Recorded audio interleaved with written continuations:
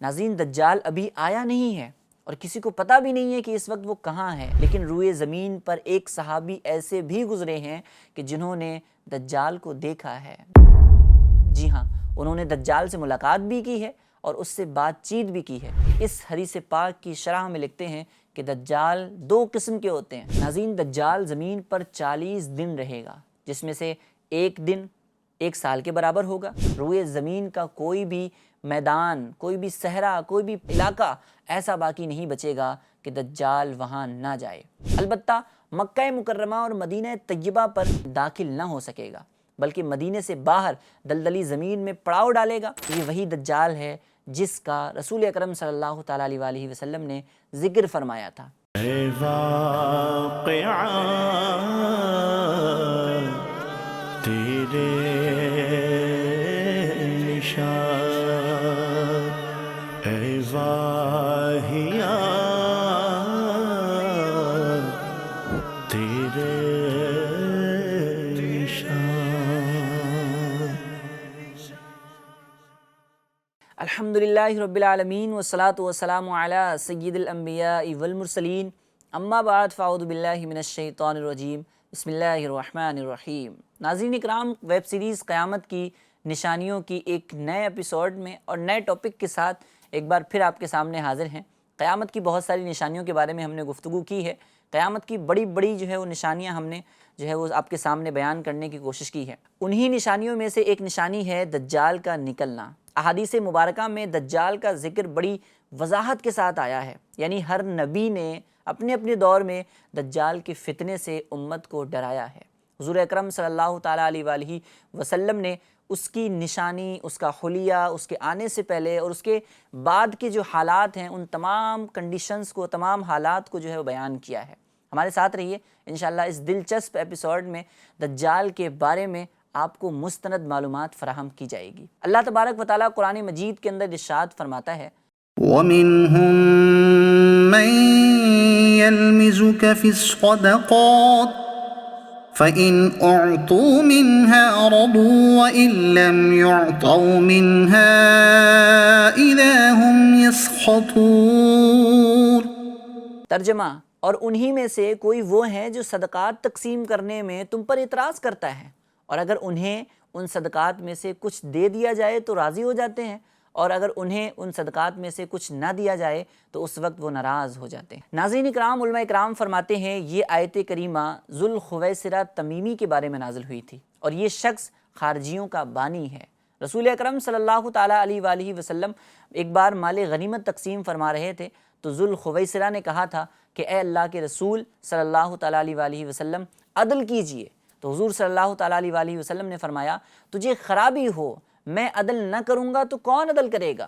حضرت عمر فاروق اعظم رضی اللہ تعالیٰ عنہ نے پھر آگے بڑھ کر عرض کی تھی، حضور صلی اللہ تعالیٰ علیہ وآلہ وسلم سے عرض گزار ہوئے مجھے اجازت دیجئے کہ میں اس منافق کی گردن مار دوں، تو اس وقت حضور صلی اللہ تعالیٰ علیہ وآلہ وسلم نے ارشاد فرمایا کہ اسے چھوڑ دو، اس کے اور بھی ہمراہی ہیں اور بھی ساتھی ہیں، تو تم ان کی نمازوں کے سامنے اپنی نمازوں کو اور ان کے روزوں کے سامنے اپنے روزوں کو حقیر دیکھو گے۔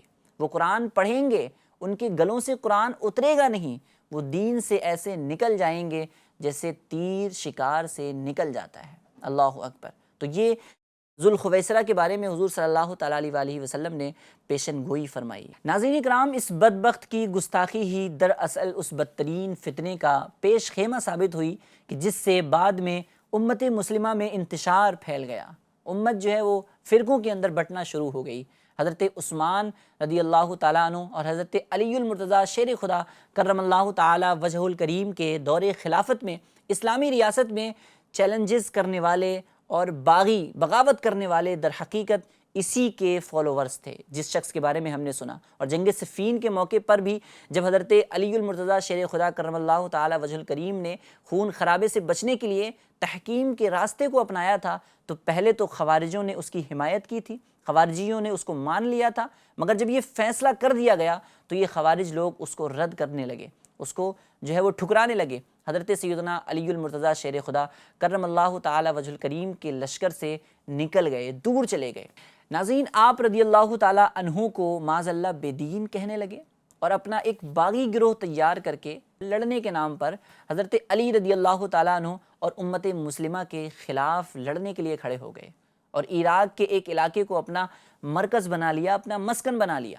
اچھا، ان لوگوں کی نفرت کا یہ عالم تھا کہ انہوں نے حضرت علی رضی اللہ تعالیٰ عنہ کے شہر کو چھوڑ دیا اور جنگلوں، صحراؤں، پہاڑوں میں گھات لگا کر بیٹھ گئے، جہاں وہ اپنے مخالفین کو پکڑ کر ظلم و ستم کا نشانہ بنایا کرتے تھے، انہیں قتل کر دیا کرتے تھے، انہیں مار دیا کرتے تھے۔ ان کی سرکشی بڑھتی رہی تو حضرت علی المرتضیٰ شیر خدا کرم اللہ تعالی وجہ الکریم نے صحابہ اکرام کا لشکر لے کر خوارجوں کے خلاف ایک معرکہ کیا، ایک لڑائی کی، اور انہیں اس لڑائی کے اندر شکست دی۔ جب حضرت علی المرتضیٰ شیر خدا کرم اللہ تعالی وجہ الکریم کے لشکر نے خوارجوں کو ختم کر دیا تو آپ رضی اللہ تعالیٰ عنہ نے فرمایا کہ اس نشانی والے شخص کو تلاش کرو۔ لوگوں نے اسے ڈھونڈا مگر وہ نہ ملا۔ آپ رضی اللہ تعالیٰ عنہ نے پھر فرمایا کہ اس کو تلاش کرو، اس کو ڈھونڈو۔ خدا کی قسم، نہ میں نے جھوٹ بولا ہے اور نہ ہی مجھے جھوٹ بتایا گیا ہے۔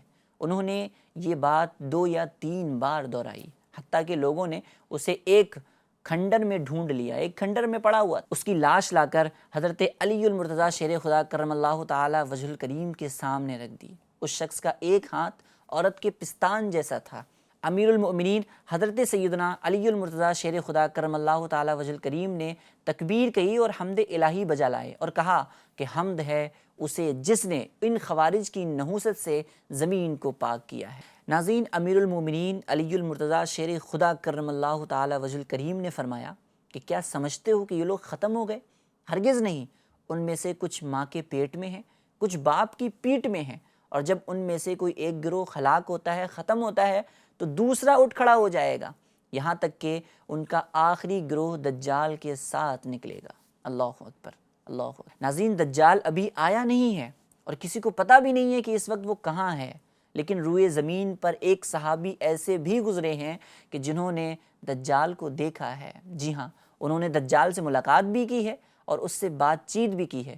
اس ملاقات میں کیا کچھ ہوا، کیا انہوں نے دیکھا، کیا انہوں نے سنا، اس کی ساری تفصیل انشاءاللہ ہم آج کے اس ایپیسوڈ میں بیان کرنے کی کوشش کریں گے۔ ایک حدیث پاک میں حضور نبی کریم صلی اللہ تعالیٰ علیہ وآلہ وسلم کی زبانی ملتا ہے کہ ایک مرتبہ نبی کریم صلی اللہ تعالیٰ علیہ وآلہ وسلم نے اچانک اپنے صحابہ کو جمع فرمایا، اپنے تمام صحابہ کو جمع کیا اور خطبہ دینے کے لیے ممبر پر تشریف فرما ہو گئے۔ صحابہ بھی کچھ حیران تھے کہ آج ایسا کیا معاملہ ہے کہ حضور صلی اللہ تعالیٰ علیہ وآلہ وسلم نے اچانک سے سب کو جمع کیا ہے اور حضور صلی اللہ علیہ وسلم خطبہ ارشاد فرما رہے ہیں۔ حضور صلی اللہ تعالیٰ علیہ وآلہ وسلم نے ارشاد فرمایا کہ آج میرے پاس تمیم داری آئے، انہوں نے ایک ایسی خبر سنائی کہ جس کی خوشی سے میں قیلولہ یعنی دوپہر کا آرام نہ کر سکا، اور میں نے چاہا کہ میں اس خبر کے اندر تمہیں بھی شامل کر لوں۔ ناظرین، حضور فرمانے لگے کہ بات دراصل یہ ہے کہ تمیم داری نے مجھے بتایا کہ وہ 30 افراد کے ساتھ ایک کشتی کے اندر سفر کر رہے تھے، طوفان آیا اور وہ بھٹک گئے۔ تقریباً مہینہ بھر وہ سمندر میں گھومتے رہے، بھٹکتے رہے۔ ایک دن سورج غروب ہونے کے وقت وہ ایک نامعلوم جزیرے پر، آئی لینڈ پر پہنچے۔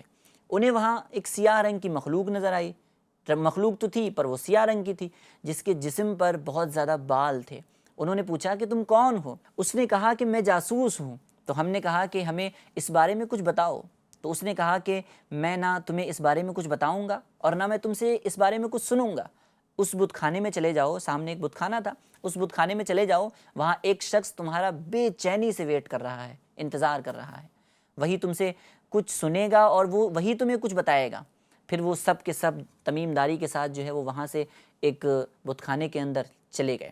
وہاں ایک شخص سختی کے ساتھ جھگڑا ہوا تھا۔ اس نے پوچھا کہ تم لوگ کہاں سے آئے ہو؟ انہوں نے جواب دیا کہ ملک شام سے ہم لوگ آئے ہیں۔ پھر اس نے پوچھا کہ عرب کا کیا حال ہے اور وہ جو شخص وہاں پیدا ہوگا اس کا کیا حال ہے؟ تو انہوں نے کہا کہ وہ شخص اچھے حال میں ہے اور ابتدا میں تو ان کی مخالفت کی گئی تھی، لیکن وہ اب تمام عرب پر غالب آ چکے ہیں۔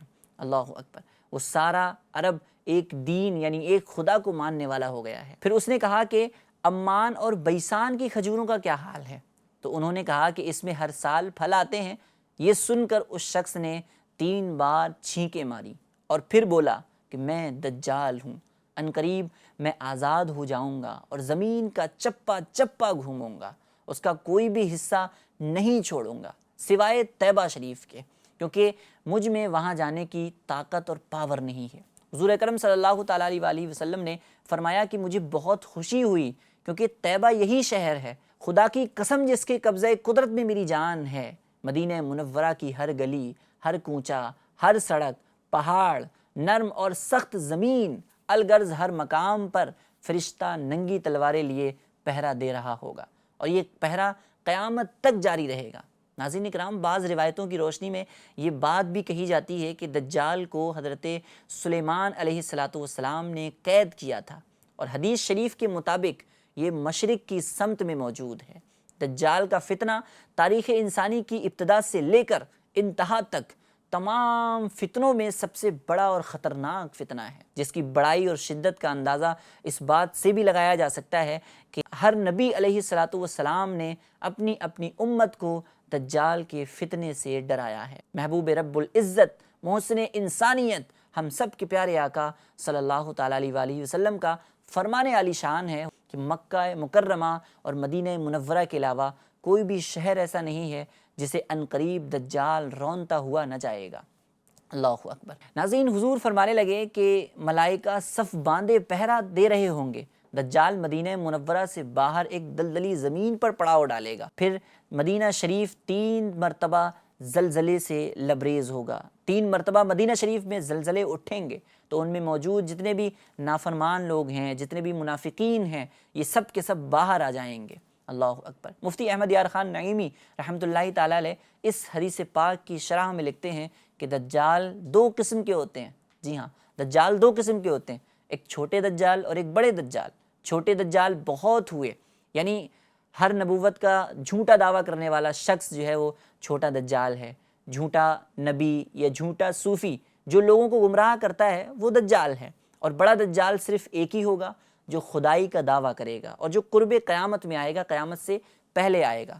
جی ہاں، بڑا دجال جو قیامت کے قریب آئے گا وہ خدا ہونے کا دعویٰ کرے گا، لیکن یہ کام وہ شروع میں نہیں کرے گا، بلکہ شروع میں خود کو وہ مومن ظاہر کرے گا، مسلمان ظاہر کرے گا، اور لوگوں کو بھلائی کی طرف بلائے گا، نیکی کی طرف بلائے گا، پھر وہ ایک دم سے نبوت کا دعویٰ کرے گا، اور آخر کار خدا ہونے کا بھی وہ دعویٰ کرے گا۔ ناظرین، اب تک کی گفتگو سے یہ تو پتہ چلا کہ دجال کا آنا ثابت ہے، یعنی دجال آئے گا، دجال کا آنا سچ ہے، یہ ہو کر رہے گا، لیکن اس کی شکل و صورت کیسی ہوگی، وہ دکھے گا کیسے، وہ کیسا دکھ رہا ہوگا، اس کی صورت کیسی ہوگی۔ مختلف احادیث میں دجال کا حلیہ بتایا جاتا ہے، اور وہ یہ ہے کہ دجال ایک نوجوان مرد ہوگا، لمبا قد ہوگا، جسم بہت موٹا ہوگا، اور ایک آنکھ سے کانا ہوگا، اور کانی آنکھ ایسی ہوگی کہ جیسے پھولا ہوا انگور ہوتا ہے، جبکہ اس کی ایک آنکھ خون آلود ہوگی، اس سے خون نکلتا ہوگا۔ اس کا سینہ جو ہے وہ چوڑا ہوگا، لیکن ذرا سا اندر کی طرف دھسا ہوا ہوگا۔ دجال کی پیشانی چوڑی ہوگی، اور دونوں آنکھوں کے درمیان یہ الفاظ لکھے ہوں گے، کافارا۔ اس کے جسم پر بہت زیادہ بال ہوں گے، اور اس کے بال جو ہے نا وہ گھنگرالے ہوں گے۔ اس کے دونوں کانوں کے درمیان 40 ہاتھ کا فاصلہ ہوگا۔ اب ناظرین، آپ اندازہ لگا سکتے ہیں کہ وہ کتنا بڑے جسم اور بڑے قد اور قامت والا ہوگا۔ اس کی دونوں پنڈلیوں کے درمیان ایک فاصلہ ہوگا، اس کے پاؤں کا اگلا حصہ دوسرے حصے سے قریب ہوگا، اور ٹخنوں کی طرف سے اس کا فاصلہ ہوگا، جس کی وجہ سے یہ بہت عجیب و غریب دکھے گا، دکھنے میں بڑا عجیب و غریب لگے گا، کیونکہ سننے میں ہی عجیب و غریب لگ رہا ہے ناظرین، تو دکھنے میں کیسا لگے گا؟ جہاں نظر پڑے گی وہاں تک اس کا قدم پہنچے گا، اور اس کی سواری بہت زیادہ بالوں والا گدھا ہوگا۔ ناظرین، یہ تو تھا دجال کا حلیہ۔ اب دجال کے آنے سے پہلے آخر حالات کیا ہوں گے، لوگ کس حال میں ہوں گے، اس بارے میں بھی آئیے ہم کچھ بات کر لیتے ہیں۔ دجال کے فتنے سے پہلے دنیا کی بہت بری حالت ہوگی، جیسا کہ احادیث مبارکہ کے مضامین سے پتہ چلتا ہے کہ اس کے نکلنے سے پہلے 3 سال پہلے ہی دنیا میں خشک سالی کا سال پھیل جائے گا، شروع ہو جائے گا۔ پہلے سال تو آسمان 1/3 بارش اور زمین 1/3 پیداوار روک لے گی۔ اچھا، دوسرے سال آسمان 2/3 بارش اور زمین 2/3 پیداوار روک لے گی، جبکہ تیسرے سال آسمان ساری بارش اور زمین ساری پیداوار روک لے گی، حتیٰ کہ آسمان شیشے کا اور زمین تانبے کی ہو جائے گی۔ اس خشک سالی کے سبب تمام چوپائے ہلاک ہو جائیں گے، فتنے اور قتل و غارت گیری عام ہو جائے گی، لوگ ایک دوسرے کو مارنے لگیں گے، قتل کرنے لگیں گے، اور جلا وطن کرنے لگیں گے۔ اللہ اکبر۔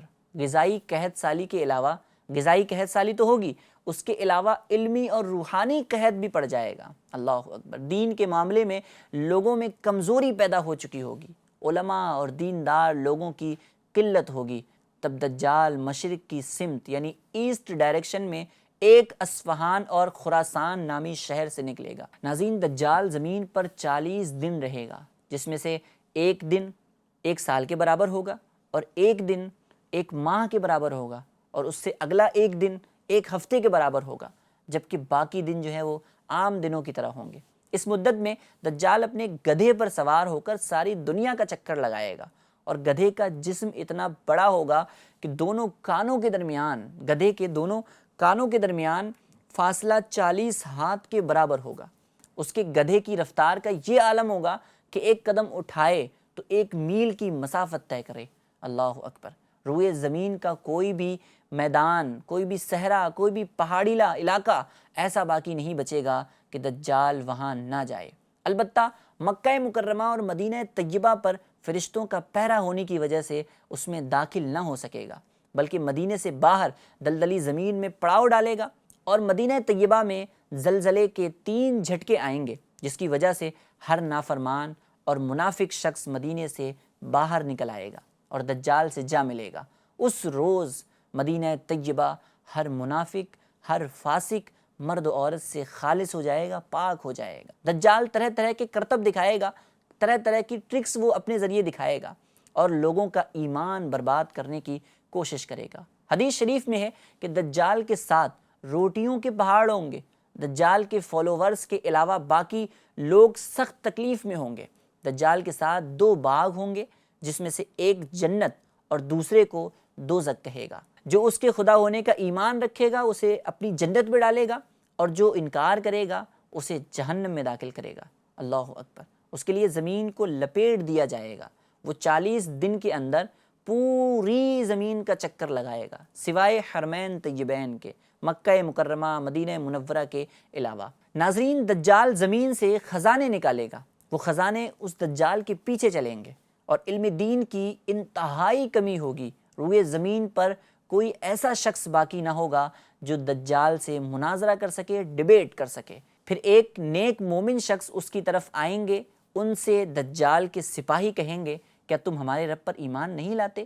تو وہ نیک اور مومن اور صالح شخص کہے گا کہ میرے رب کی نشانیاں چھپی ہوئی نہیں ہیں۔ پھر وہ ان کو پکڑ کر دجال کے پاس لے جائیں گے۔ یہ دجال کو دیکھے گا اور کہے گا کہ اے لوگو، یہ وہی دجال ہے جس کا رسول اکرم صلی اللہ تعالیٰ علیہ وسلم نے ذکر فرمایا تھا۔ دجال کے حکم سے ان کو ضرب و کوب کیا جائے گا، ان کو مارا جائے گا۔ پھر دجال کہے گا کیا تم میرے اوپر ایمان نہیں لاتے؟ وہ فرمائیں گے، وہ شخص کہیں گے کہ تو مسیح کذاب ہے۔ دجال کے حکم سے ان کا جسم مبارک سر سے پاؤں تک چیر کر 2 حصوں میں تقسیم کر دیا جائے گا۔ اللہ اکبر، اللہ اکبر۔ ناظرین، ان دونوں حصوں کے درمیان دجال نکلے گا، دجال چلے گا، پھر کہے گا اٹھ، تو وہ تندرست ہو جائیں گے، وہ ان کے دونوں حصے آپس میں جڑ جائیں گے۔ پھر دجال ان سے پھر کہے گا کیا تم مجھ پر ایمان نہیں لاتے؟ وہ فرمائیں گے میری بصارت اور بھی زیادہ ہو گئی ہے، اے لوگو یہ دجال ہے، اب میرے بعد کسی کے ساتھ پھر ایسا نہیں کر سکتا۔ پھر دجال انہیں پکڑ کر ذبح کرنا چاہے گا، پر اس پر قادر نہ ہو سکے گا۔ اللہ اکبر۔ پھر ان کو پکڑ کر اپنی جہنم میں داخل کر دے گا۔ اللہ اکبر۔ لوگ تو یہ گمان کریں گے کہ ان کو آگ میں ڈالا گیا ہے، مگر در حقیقت وہ جنت ہوگی جسے وہ اپنی جنت کا نام دے گا، وہ اصل میں در حقیقت دوزخ ہوگی۔ دجال کے کہنے پر آسمان سے بارش برسے گی، اور زمین کو حکم دے گا تو وہ سبزے اگائے گی، آسمان سے پانی برسائے گا۔ دجال کے ماننے والے جو لوگ ہوں گے، جو فالوورز ہوں گے، ان کے جانور، ان کے چوپاہے خوب تر و تازہ ہوں گے، خوب دودھ دینے والے ہوں گے، اور جب یہ دجال ویرانے میں جائے گا تو وہاں کے خزانے شہد کی مکھیوں کی طرح اس کے ساتھ ہو جائیں گے۔ اسی قسم کے بہت سارے کرتب دکھائے گا، بہت ساری ٹرکس یہ دکھائے گا، اور حقیقت میں یہ سب جادو کے کرشمے ہوں گے اور شیطان کے تماشے ہوں گے، جن کا حقیقت سے کچھ تعلق نہیں ہوگا۔ اللہ اکبر۔ اسی لیے اس کے وہاں سے جاتے ہی، جیسے ہی دجال وہاں سے جائے گا، لوگوں کے پاس جو کچھ تھا وہ سب کچھ ختم ہو جائے گا۔ ناظرین، دجال کے لشکر میں 70,000 اصفہان کے یہودی ہوں گے اور 13,000 ان کی عورتیں، اور ساتھ ساتھ وہ لوگ بھی ہوں گے جو یہودیوں کی اتباع کرتے ہیں۔ اللہ اکبر۔ ان کے ساتھ شیاطین ہوں گے۔ دجال کہے گا کہ لوگوں میں پھیل جاؤ اور میرا خوب چرچا کرو۔ اللہ اکبر، اللہ اکبر۔ چرچا کس بات کا؟ چرچا اس بات کا کہ میں رب ہوں، میں ہی ہوں دنیا کو پیدا کرنے والا۔ شیطان ایسا ہی کریں گے۔ دجال کے ان فتنوں کی وجہ سے اہل ایمان سخت پریشانی اور تنگی کے عالم میں بھاگ کر دخان نامی ایک پہاڑ پر پناہ لیے ہوئے ہوں گے۔ اللہ اکبر۔ لیکن دجال ان کا پیچھا کر کے پہاڑ کو گھیر لے گا۔ اہل ایمان سخت بھوک اور تکلیف میں مبتلا ہوں گے۔ تب اللہ تبارک و تعالی حضرت عیسیٰ علیہ السلام کو نازل فرمائے گا۔ حضرت عیسیٰ علیہ السلام کو دیکھتے ہی دجال ایسے پگھلے گا، ایسے گھلے گا جیسے پانی میں نمک گھلتا ہے، اور آپ علیہ السلام دجال کو مقام لد میں ماریں گے، مقام لد میں قتل کر دیں گے، اور اس کے فالوورز میں سے کسی ایک کو بھی زندہ نہیں چھوڑیں گے۔ یہ فتنہ بہت شدید ہوگا۔ حضور اکرم صلی اللہ تعالیٰ علیہ وآلہ وسلم نے بھی اس سے پناہ مانگی ہے اور اس کی ترغیب بھی ارشاد فرمائی ہے۔ روایتوں کی روشنی میں علماء اکرام نے دجال سے بچنے کے کچھ طریقے بھی ارشاد فرمائے ہیں۔ جو کوئی مسلمان مکہ مکرمہ یا مدینہ منورہ میں ہوگا وہ دجال کے فتنے سے محفوظ ہوگا، کیونکہ دجال حرمین شریفین یعنی مکہ مکرمہ کے اندر، مدینہ منورہ کے اندر داخل نہیں ہو سکے گا۔ بعض روایتوں میں یہ بھی ملتا ہے ناظرین کہ جو شخص مسجد اقصیٰ یا مسجد طور میں ہوگا وہ شخص دجال کے فتنے سے بچا رہے گا۔ حضور اکرم صلی اللہ تعالیٰ علیہ وآلہ وسلم نے ارشاد فرمایا کہ جو سورہ کہف کی پہلی 10 آیتیں یاد کرے گا وہ دجال کے فتنے سے محفوظ رہے گا۔ ناظرین، علماء اکرام نے مختلف احادیث کی روشنی میں یہ بات بھی بیان کی ہے کہ پہاڑوں اور جنگلوں سے دور رہا جائے، کیونکہ دجال اکثر دیہاتیوں والے علاقوں میں جائے گا، اور ان باتوں سے کے ساتھ ساتھ اللہ تبارک و تعالیٰ کی تسبیح، تکبیر، ایمان پر ثابت قدمی، صبر بھی دجال سے بچا سکے گا۔ تو ہمیں یہ تمام صفات بھی اپنے اندر لانی چاہیے۔ اگر وہ کسی کو اپنی آگ میں بھی پھینکے تو اسے چاہیے کہ ثابت قدم رہے، کیونکہ وہ آگ اس پر سلامتی والی ہو جائے گی۔ جیسا کہ بتایا گیا کہ وہ آگ نہیں ہوگی بلکہ جنت کا باغ ہوگی۔ آخر میں دعا ہے کہ اللہ تبارک و تعالیٰ اس مشکل حال میں، اس مشکل وقت میں ہر مسلمان کی مدد فرمائے۔ ناظرین اکرام، اسی کے ساتھ ہمارے اس پروگرام کا ایپیسوڈ مکمل ہوا۔ انشاءاللہ نئے ایپیسوڈ میں ایک نئی نشانی کے ساتھ آپ کے سامنے حاضر ہوں گے۔ جب تک کے لیے دعاؤں میں یاد رکھیے، اپنا بے حد خیال رکھیے۔ السلام علیکم ورحمۃ اللہ وبرکاتہ۔ اے واقعہ تیرے نشان، اے واہیا تیرے